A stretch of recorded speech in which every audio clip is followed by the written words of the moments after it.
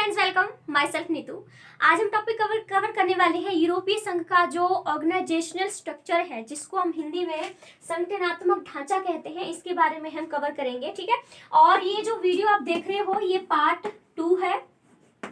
इसका जो part first है उसको मैं कवर करवा चुकी हूँ पहली वीडियो में, ठीक है। और उसमें मैंने आपको कवर करवाया है कि जो यूरोपीय संघ है, जो यूरोपियन यूनियन है, इसका हिस्टोरिकल बैकग्राउंड क्या है, इसको क्यों बनाया गया था, ठीक है, किन किन देशों ने इसको बनाया था, ठीक है, और इसके पीछे इसका पर्पस क्या था, इसका फिर विकास कैसे कैसे हुआ, ठीक है। ये सब चीजें मैं पार्ट जो फर्स्ट है उसमें मैं आपको कवर करवा चुकी हूँ। और ये जो आप वीडियो देख रहे हो ये सेकेंड पार्ट है, जिसमें मैं आपको बताऊंगी कि जो यूरोपीय संघ है उसका ऑर्गेनाइजेशनल जो स्ट्रक्चर है वो क्या है। क्योंकि जब एक संघ बन जाता है, एक यूनियन बन जाता है, तो उसको चलाने के लिए बहुत सारी चीजें अंदर बनाई जाती हैं। हमारे देश की बात करें तो हमने एक जो है शासन प्रणाली बनाई है, लोकतांत्रिक शासन प्रणाली को हमने बनाया है। तो उसका मतलब ये थोड़ी है कि हमने अपने देश का जो प्रधानमंत्री है चुन लिया है। हमारे प्रेजेंट टाइम में नरेंद्र मोदी जी हमारे देश के प्रधानमंत्री हैं, तो सिर्फ वही पूरे देश को चला रहे हैं, नहीं, वो अकेले पूरे देश को नहीं चला रहे हैं, बल्कि हमने और स्टेजेस के अकॉर्डिंग चीजों को बांटा है। जो मोदी जी है वो केंद्र लेवल पर, जो अपना सेंट्रल लेवल है उसके लेवल पर वो काम करते हैं। स्टेट लेवल पर हमारे लिए मुख्यमंत्री बनाए हुए हैं, और उससे नीचे भी अपने जिला न्यायालय बनाया गया है, फिर पंचायत बनाई गई है। यानी कि पूरा स्ट्रक्चर के अकॉर्डिंग हमारे देश की शासन प्रणाली चल रही है। सिर्फ एक प्रधानमंत्री के चलाने से पूरा देश कभी नहीं चल सकता।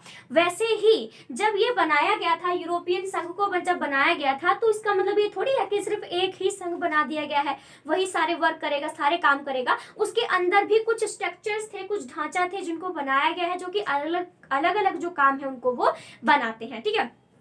तो चलिए हम स्टार्ट करते हैं। सबसे पहला जो इसका ढांचा आता है, ठीक है, मैं पहले ही आपको बता चुकी हूँ। मैं अब इस वीडियो में ये नहीं बताऊंगी कि यूरोपीय संघ बनाया क्यों था, किसने बनाया था, इसके लिए मैं पार्ट 1 पहले से बना चुकी हूँ। क्योंकि अगर फिर से मैं वही चीजें इसमें रिपीट करती रहूंगी तो हमारा टाइम वेस्ट ही होगा, ठीक है। सबसे पहले आप सेकेंड पार्ट को देख रहे हो, ठीक है, तो उससे पहले आपको पार्ट फर्स्ट जो है वो जाके देखना है। जो सेकेंड पार्ट का थंबनेल अभी देख के इस वीडियो को आपने ऑन किया है, इसी का यही थंबनेल होगा, बस उसमें पार्ट 1 लिखा होगा, तो आपको तलाशने में कोई मुश्किल नहीं होने वाली है, ठीक है। तो हम सीधा जो है स्टार्ट करते हैं। सबसे पहले आता है यूरोपीय आयोग,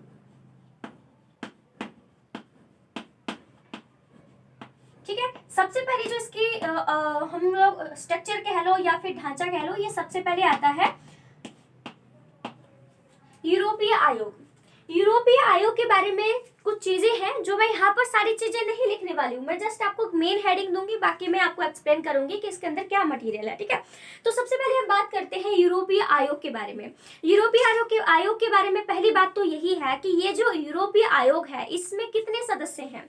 इसमें टोटल सदस्यों की हम लोग बात करें तो 28 सदस्य हैं। अब 28 सदस्य ही क्यों है?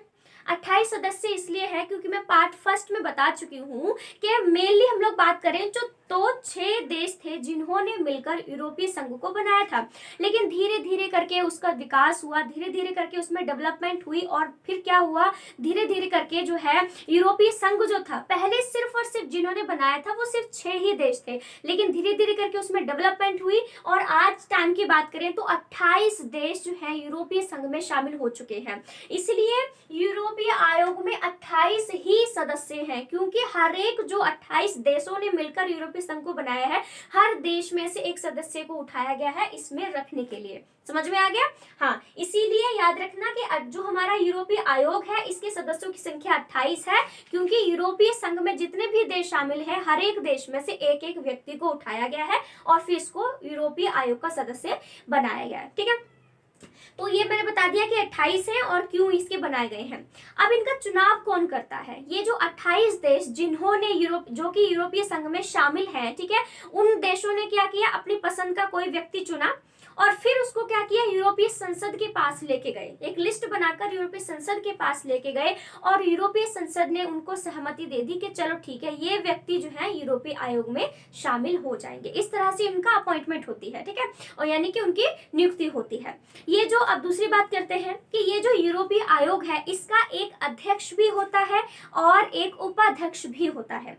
ये जो अध्यक्ष और जो उप अध्यक्ष होता है इसका जो कार्यकाल होता है वो 2 साल का होता है। और ये जो 28 सदस्य है ना हमारे आयोग में, इनका जो कार्यकाल होता है वो 5 साल का होता है। लेकिन जो इसमें अध्यक्ष होते हैं, जो उप अध्यक्ष होते हैं, इनका जो कार्यकाल होता है वो पूरे 2 वर्ष का होता है। ठीक है, और टाइम टू टाइम जो है ये चेंज होते रहते हैं। जितने 28 जो देश है हमारे यूरोपीय संघ में, उसमें से टाइम टू टाइम जो है चेंज हो के जो है वो इसके आयोग के सदस्य जो है वो बनते रहते हैं। अब ये जो बनाया गया है यूरोपीय आयोग, ये क्यों बनाया गया है? क्योंकि इतना बड़ा काम करना, उसमें लोगों को सबमिट करना, उसमें इनको सिलेक्ट करना, इतना कोई फालतू में नहीं करता है। इसको बनाने का पर्पस क्या था? इसको बनाने का पर्पस ये था कि ये जो यूरोपीय संघ में जितने 28 देश शामिल है ना, ये आपस में कुछ संधियां करते हैं, व्यापार को लेकर या मदद को लेकर या जो भी चीज कर सकते हैं, ठीक है, उसको लेकर ये क्या करते हैं, कुछ संधियां करते हैं। तो ये जो यूरोपीय आयोग है ये उन संधियों की देखभाल करता है। ये देखता है कि इन संधियों पर सही से काम किया जा रहा है या नहीं किया जा रहा है, क्या इसमें जो शर्तें लिखी गई है संधियों में उनको फॉलो किया जा रहा है कि नहीं किया जा रहा है। अगर कोई देश ऐसा है जो कि इन संधियों को नहीं मानता है, तो ये जो यूरोपीय आयोग है उस देश के खिलाफ कार्रवाई कर सकता है। इसमें सिर्फ इतना ही है। ठीक है, आई होप इसमें काफी सारी चीजें अपनी कवर हो चुकी हैं, समझ में आपको आ गया होगा। अब दूसरा जो इसका स्ट्रक्चर इसमें शामिल होता है, ठीक है, ज्यादा बड़ी वीडियो नहीं होने वाली है, क्योंकि जितना इंपॉर्टेंट है, जितना आपको पढ़ाना जरूरी लगा, मैंने सिर्फ वही मेन होता है ना इंपॉर्टेंट चीजों को ही उठाया। ठीक है, तो सबसे पहले हमने यूरोपीय आयोग के बारे में बात कर ली है। अब आता है यूरोपीय मंत्रिपरिषद। जो दूसरा इसका पॉइंट है वो है यूरोपीय मंत्रिपरिषद। यूरोपीय मंत्रिपरिषद के बारे में काफी ज्यादा छोटी छोटी नॉलेज है, जिसको मोस्ट ऑफ बच्चे इग्नोर कर देना पसंद करते हैं, लेकिन ऐसा होना नहीं चाहिए। सबसे पहली बात आती है यूरोपीय मंत्रिपरिषद की स्थापना के बारे में, यानी कि कब बनाया गया था। तो ये जो यूरोपीय मंत्रिपरिषद है इसकी स्थापना कब हुई थी? 1974 में इसकी स्थापना। बस इतना सबसे पहले याद रखना कि 1974 में इसकी स्थापना जो थी वो की गई थी। ठीक है, और उसके बाद आता है कि इसके सदस्यों की बात करते हैं। मैंने इसमें सदस्यों के बारे में बता दिया कि ये जो अपना यूरोपीय आयोग है इसमें कौन कौन से सदस्य हैं। अब हम बात करते हैं मंत्रिपरिषद की। यूरोपीय मंत्रिपरिषद की स्थापना 1974 में की गई थी, और इसके सदस्यों की बात करें तो कौन कौन से होते हैं। जो यूरोपीय मंत्रिपरिषद है इसमें जो मैंने भी 28 देश बताए थे आपको जो कि यूरोपीय संघ में शामिल है, उन सभी देशों के जो प्रमुख होते हैं, जो एक मेन बंदा होता है, वो इसका सदस्य होता है। इन सभी 28 देशों के जो विदेश मंत्री होते हैं वो इसके सदस्य होते हैं। ये तो आपको अच्छे से पता है कि हर देश का अपना एक विदेश मंत्री होता है। भारत का भी विदेश मंत्री है, अमेरिका का भी, यानी कि हर देश का अपना एक विदेश मंत्री होता है। तो ये जो 28 देश जिन्होंने मिलकर यूरोपीय संघ को बनाया है, इसके जितने भी मेन जो एक व्यक्ति होता है, प्रमुख होता है, वो भी इसका सदस्य होता है। जो विदेश मंत्री होते हैं वो भी इसका सदस्य होता है। और मैंने भी आपको बताया था कि यूरोपीय आयोग में एक अध्यक्ष भी होता है और एक उपाध्यक्ष भी होता है। ठीक है, तो वे दोनों जो है ना, ठीक है, ये इसके भी सदस्य हैं। ठीक है, तो इस प्रकार से काफी सारे मेंबर जो है इसमें इकट्ठे हो जाते हैं। अब ये जो मंत्रिपरिषद है ये क्या काम करता है? ये जो मंत्रिपरिषद है, जो भी मामले इसके पास लाए जाते हैं, किसी भी टॉपिक से रिलेटेड कोई भी मामला हो सकता है, तो उन सब मामलों पर जो है ये सलाह मशवरा करके जो है उस पर निर्णय लेने का काम करता है। ठीक है, तो इतनी बात जो है आपको इसमें याद रखनी है। उसके बाद इसकी जब बैठक होती है, ये जो यूरोपीय मंत्रिपरिषद है इसकी बैठक साल में 2 बार होती है। साल में 2 बार यानी कि हर 6 महीने में जो है इसकी बैठक जो है हमारी इसमें कंप्लीट हो जाती है। और जितने भी डिसीजन लिए जाते हैं वो अकेले डिसीजन जो है मिलकर नहीं लिया जाता है। इसमें कुछ चीजें हैं जो कि सबकी सहमति से इसमें डिसीजन जो है वो लिए जाते हैं। ठीक है, और इसमें हाँ एक और चीज रह जाती है, वो रह जाती है कि जो मंत्रिपरिषद है इसका भी अपना एक अध्यक्ष होता है, जिसका जो कार्यकाल होता है, यानी कि इसका टेन्योर जो होता है, जो कार्यकाल होता है, वो सिर्फ 6 महीने का होता है। 6 महीने का इसलिए होता है क्योंकि बाकी सभी तो 28 देश के जो लोग हैं ना, ये जो अध्यक्ष होता है ना, इन्हीं 28 देशों में से चुना जाता है, और इसका जो कार्यकाल होता है वो सिर्फ 6 महीने का होता है, क्योंकि बाकी सभी को भी मौका मिलना चाहिए। इसलिए बारी बारी से सभी देश के जो अध्यक्ष हैं, मंत्रिपरिषद के सदस्य जो होते हैं, जो अध्यक्ष होता है वो बनता है, और इनका जो कार्यकाल होता है वो सिर्फ और सिर्फ 6 महीने का ही होता है। आई होप आपको समझ में आ गया होगा। अब तीसरे पॉइंट की बात करते हैं हम, वो है अपना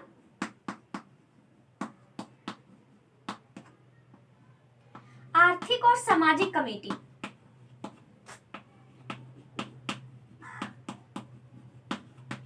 ठीक है, आर्थिक और सामाजिक कमेटी।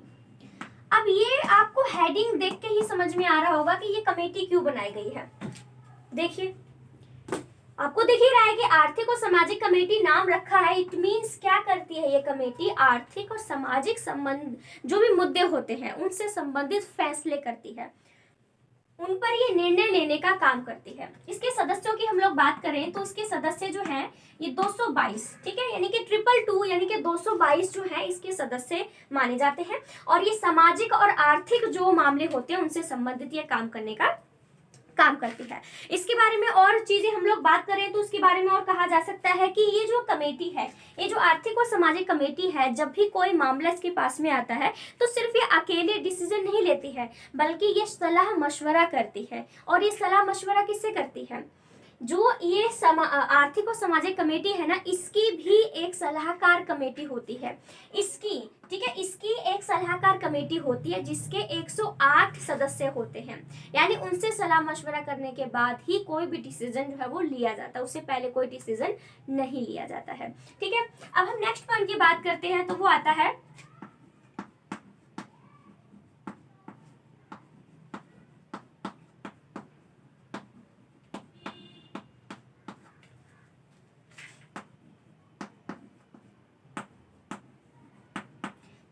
लेखा परीक्षक की।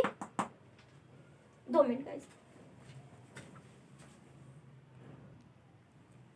चलिए हम स्टार्ट करते हैं। और इसमें मैं एक चीज और बता देना चाहती हूँ कि ये जो अपना लेखा परीक्षक की स्थापना नहीं है, लेखा परीक्षक की अदालत हेडिंग है। ठीक है, तो इसके बारे में क्या है? इसके बारे में ये था कि ये जो लेखा परीक्षक की जो अदालत है इसकी स्थापना के लिए, मतलब इसको बनाने के लिए 22 जुलाई 1975 को, चलो मैं लिख देती हूँ 22 जुलाई, ठीक है, 22 जुलाई, ठीक है, सॉरी 2000 याद आ रहा है, ठीक है, 1975 को एक संधि की गई थी। ठीक है, क्या एक संधि की गई थी जिसने क्या किया, एक, ठीक है, याद रखना कि एक जो जून है, ठीक है, एक यानी कि 1 जून 1977 को इसने अपना काम करना शुरू कर दिया।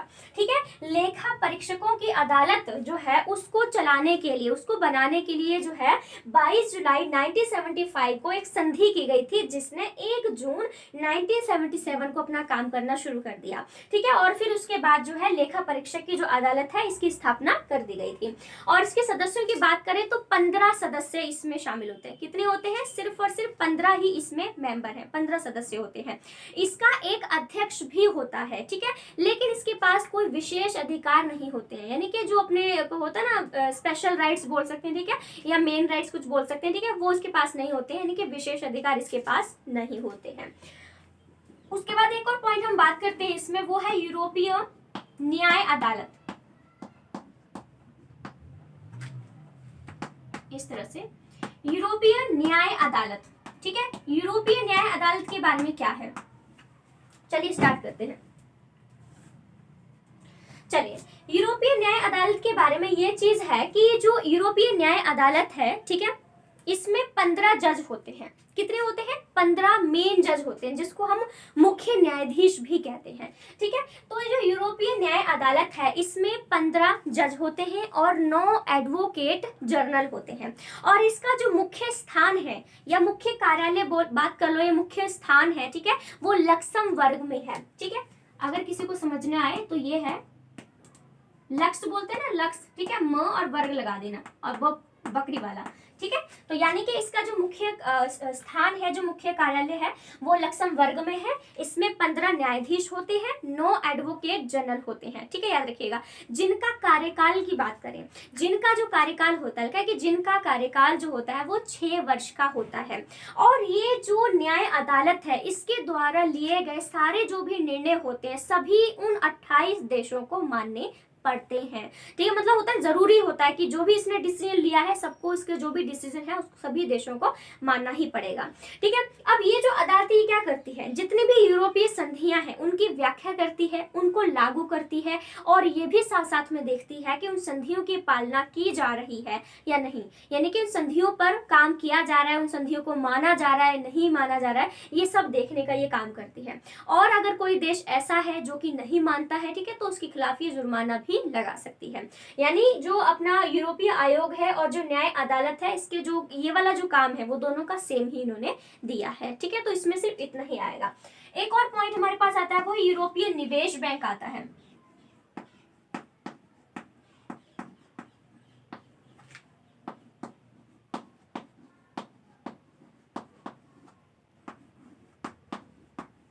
ठीक है, यूरोपीय निवेश बैंक आता है। अब जो यूरोपीय निवेश बैंक है, इसकी स्थापना कौन करता है या किसने की है? ठीक है, तो जो यूरोपीय निवेश बैंक है, इसकी स्थापना यूरोपीय आर्थिक समुदाय के द्वारा इसकी स्थापना की गई थी। क्या? यूरोपीय आर्थिक समुदाय के द्वारा इसकी स्थापना की गई थी और बोर्ड ऑफ गवर्नर्स के द्वारा इसको चलाया जाता है। और इसके बारे में ये था कि ये जो काम, ये अदालत, सॉरी, ये जो बनाया गया है, बैंक बनाई गई है, जितने भी अल्प विकसित देश है यूरोप के, स्पेशली जितने भी अल्प विकसित यानी कि जो थोड़े से डेवलप हुए हैं, तो उनको ये पैसा देने का काम करती है, उनको ये ऋण देने का भी ये काम करती है। ठीक है, तो इस प्रकार से ये 6 इसके ऑर्गेनाइजेशनल स्ट्रक्चर हमारे सामने आ जाते हैं, जिनके बारे में बहुत सारी चीजें जो है हमने यहाँ पर कवर कर ली है। और ये वीडियो का सेकेंड पार्ट है जो अभी आपने देखा है। ठीक है, मेरे चैनल पर आपको +1 +2 सोशोलॉजी, +1 +2 और BA की सोशोलॉजी और उसकी BA के जितनी पॉलिटिकल साइंस है, हिंदी व्याकरण है, ठीक है, और MCQ क्वेश्चंस हैं, वो सब आपको मेरे चैनल पर मिल जाएंगे। आप सर्च कर सकते हैं, और हमको कोई भी टॉपिक मिल जाएगा। यदि कोई स्टूडेंट ऐसा है जिसको कोई क्वेश्चन नहीं मिल पा रहा है, तो आप मुझे कमेंट करके बता दीजिए, मैं उसको आपको बना के दे दूंगी। लेकिन आपको बस ये काम करना है, कम से कम की बात करूँ तो 3 या फिर 2 दिन पहले मुझे जरूर बताइएगा। ऐसा नहीं कि कुछ बार बहुत बच्चों ने ऐसा किया भी है, वो रात को करते हैं 12 बजे मैसेज और अगली सुबह उनका 9 बजे पेपर है होता है उसी सब्जेक्ट का, उसी क्वेश्चन का। ठीक है, तो फिर ऐसा नहीं हो सकता है ना, एकदम से हमें भी नहीं चाहिए आते, हमें प्रिपेयर करना पड़ता है ताकि आपको बेस्ट से बेस्ट मटेरियल प्रोवाइड किया जाए। और फिर वीडियो को अपलोड करने में, बनाने में भी टाइम लगता है, रात में कोई ऐसे नहीं कर सकता ना। इसलिए बोलती हूँ कि कम से कम आप मुझे 2 या 3 दिन पहले मुझे बता दें, ताकि मैं आपको जो टॉपिक है आपको प्रिपेयर करके बता दूँ। ठीक है, तो ये टॉपिक अपने यहाँ पे कवर हो चुका है। इस टॉपिक से संबंधित, यानी कि जो चैप्टर है अपना यूरोपीय संघ, इससे संबंधित और भी बहुत सारी चीजें हैं जो मैं धीरे धीरे करके आपको वीडियो जो है डिवाइड करके जो है कवर करवाऊंगी। इसका पार्ट 3 भी आएगा, जिसमें इस टॉपिक से रिलेटेड जो है बहुत सारी चीजें भी मैं धीरे धीरे कर आपको कवर करवा दूंगी। सेशन अच्छा लगा हो तो लाइक, शेयर, सब्सक्राइब जो भी आपका दिल करे आप कर सकते हैं। So thank you so much friends, thank you.